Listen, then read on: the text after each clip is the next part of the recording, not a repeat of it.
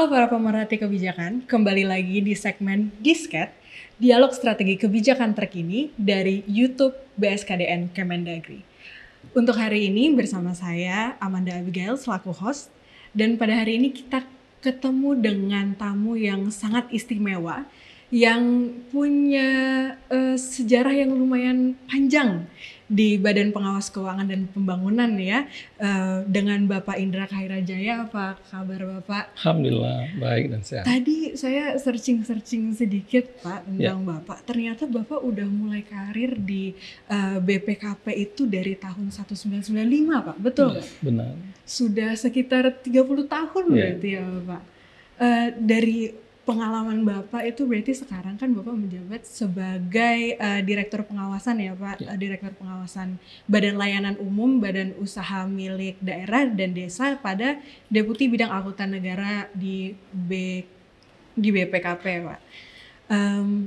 Sejauh ini Pak, bagaimana BPKP itu memastikan pengawasan yang efektif pada lebih dari 1.200 BUMD di Indonesia Pak? Ya. Terima kasih Mbak Amanda dan juga para pemirsa ya. Memang secara kuantitas ya menjadi suatu tantangan memang. Pertama dari sisi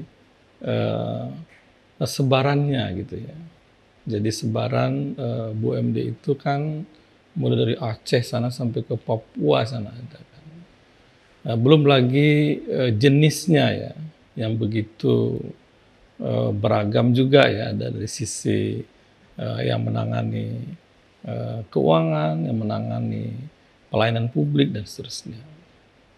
Nah, maka dari itulah kami selalu mencoba dari sisi penguatan kolaborasi dan sinergisitas gitu kan. Jadi kami yakin dan percaya tanpa kolaborasi, tanpa sinergi itu akan jauh banget yang kita bisa capai gitu ya. Kami alhamdulillah karena memang kami juga dari mulai junior itu kan sudah diajarin bekerja tim Mbak Amanda. Jadi tidak pernah kita bekerja sendiri. Kalau auditor itu bekerja minimal dia berdua.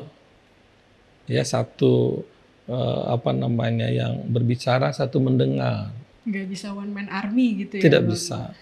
Karena memang apalagi kalau kita bicara pembuktian itu kan selalu harus bisa didukung oleh argumen, ya, didukung oleh fakta, gitu Mbak Amanda. Jadi artinya kalau ditanya bagaimana memastikan ya dengan penguatan kolaborasi dan sinergisitas. Berarti memang kekuatan tim itu sangat-sangat berpengaruh ya Pak dalam pengawasan yang sangat efektif gitu Pak. Kemudian kita tahu bersama bahwa BUMD ini kan sebenarnya sangat berpengaruh pada PAD ya Pak. Ya. Gimana sih Pak kita itu memastikan bahwa kontribusi BUMD terhadap PAD ini tuh bisa selalu optimal gitu Pak? Kalau dari peran dari BPKP sendiri, apakah ada usulan ataupun masukan untuk hal ini gitu? Ya, jadi makalah saya itu kan kalau kita ingin mengoptimalkan apa saja, ya termasuk diri kita lah ya. Kita mau dioptimalkan untuk bisa paling tidak kemampuan memenuhi kebutuhan dasar kita. Kan tentu kita harus punya cara kan. Betul. Gimana cara supaya saya jangan sampai menjadi pengutang atau menjadi pemohon belas kasihan gitu. Kan sayang kita hidup di muka bumi ini hanya untuk itu kan ya. Iya betul. Nah BUMD juga begitu, dia kan dilahirkan tujuannya sangat mulia dia. Ya, untuk bisa menjadi pendorong pembangunan ekonomi di daerah. Kan luar biasa itu. Jadi ekonomi di daerah itu kalau boleh ikut berputar itu dengan adanya badan usaha milik daerah itu.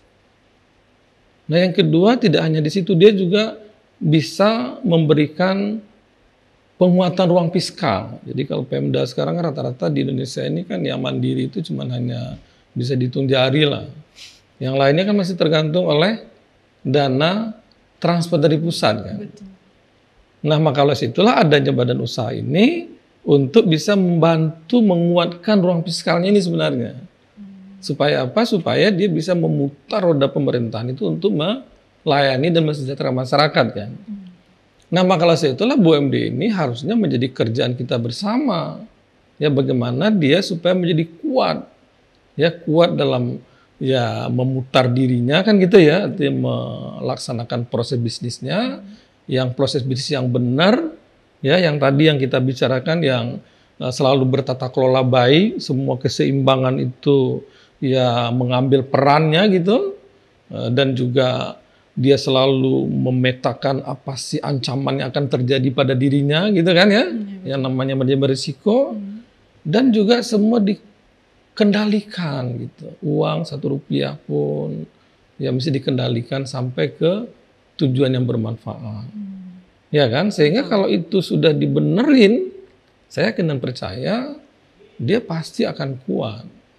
Nah, kalau dia kuat pasti kan orang menggendong ke dia bisa menjadi pemberi energi. Ya, salah satunya adalah tadi ruang fiskal daerah kan, atau PAD lah. Nah, jadi BPKP melihat perbaikan BUMD ini tidak bisa terlepas dari GRC-nya. Ya, tata kelolanya kalau kita biarkan dia tidak baik, pasti dia tidak akan bisa memberikan sumbangan yang terbaik kepada daerahnya. Kalau dia tidak berbanyak berisiko, jangan harap dia akan bisa membuat yang terbaik. Kenapa? Dia tidak sayang sama dirinya. Orang tidak sayang sama dia, gimana mau membantu ibunya? Nggak mungkin kan?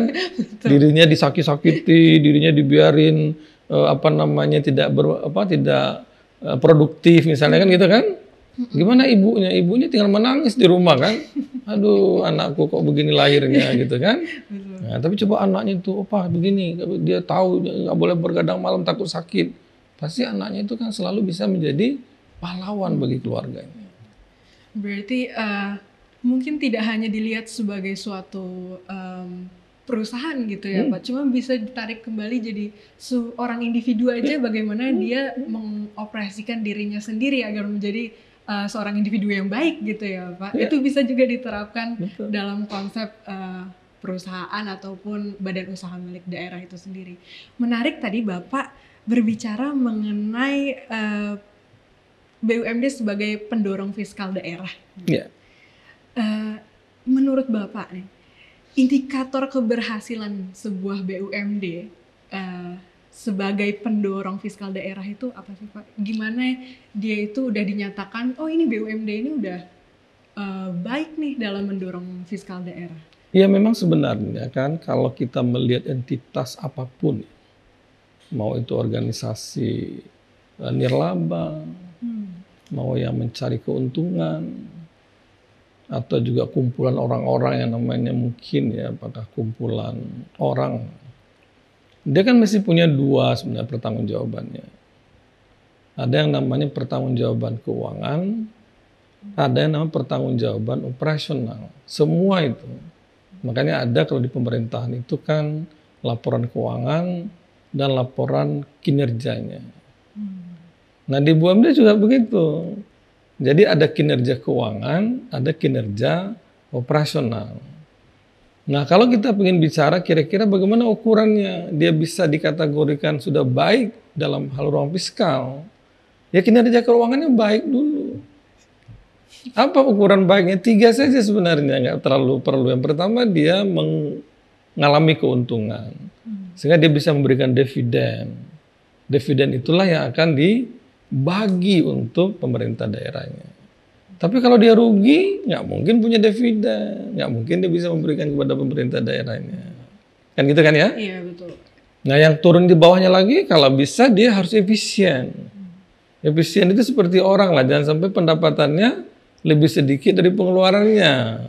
Merugi gitu. Nah, artinya ya tidak hanya merugi, maksudnya dia terlalu boros gitu, atau terlalu jadi sebenarnya dimulai dari itu, ya dari aset yang dia miliki, dia bisa operasionalkan untuk bisa menghasilkan manfaat. Ya, atau juga dari sisi efisiensi dia harus bisa lebih sedikit biayanya dibandingkan dengan pendapatannya. Ya kan? Nah yang ketiga dia harus bisa untung. Nah, dari untung itulah dia memberikan dividen. Dividen itu bagiannya ada di situ milik pemerintah daerah yang namanya nanti sumbangan PAD. Gitu. Berarti dia juga karena dari awal sudah dibuat oleh Pemda juga, pada akhirnya juga harus ada yang diberikan kembali ya Pak ke pasti. daerah ya Pak. Makanya itu kan namanya kekayaan negara dipisahkan di situ. Iya. Dia udah dipisahkan, ayo otonom ya. Tapi nanti kamu harus cari uang yang bisa memberikan kepada pemilik daripada badan usaha itu. Ya pintunya adalah itu tadi, satu dividen dalam bentuk ruang fiskal, yang kedua pajak-pajak daerah pada saat dia mengoperasikannya, atau distribusi dan semuanya kan. Iya, betul. Itu juga bagian dari sumbangan BUMD kepada pemerintah. Ya, menarik sekali memang pemirsa mengenai BUMD ini. Kalau kita omongin lama-lama kayaknya bisa satu harian sendiri ya Bapak. Apalagi Bapak yang udah banyak pengalaman ya, learning from practice ya Bapak dari BUMD itu sendiri. Terima kasih Bapak sama-sama. Sudah mau memberikan sedikit lah pengalaman Bapak. Kita ngobrol-ngobrol sedikit tentang BUMD. Semoga bisa di kedepannya nanti bisa bertamu lagi Pak ke sini untuk berbicara lebih detail lagi mungkin nanti mengenai BUMD. Sekian pemirsa, kita bertemu kembali di episode selanjutnya. Dadah semuanya.